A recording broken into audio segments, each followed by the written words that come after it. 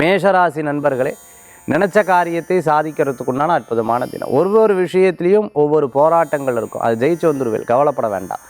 டாக்டராக இருந்துட்டு இருக்கிறவா கிளினிக் ஓப்பன் பண்ணோம், ஹாஸ்பிட்டல் ஓப்பன் பண்ணோம், புதுசாக இடம் வாங்கணும், நம்ம சொந்த வீடு வாங்கணும், இது போன்ற பல்வேறு விதமான கனவுகள், பல்வேறு விதமான முயற்சிகள் இருக்கும். தடைகள் ஏற்பட்டாலும் ஜெயிச்சு வந்துடுவேன்.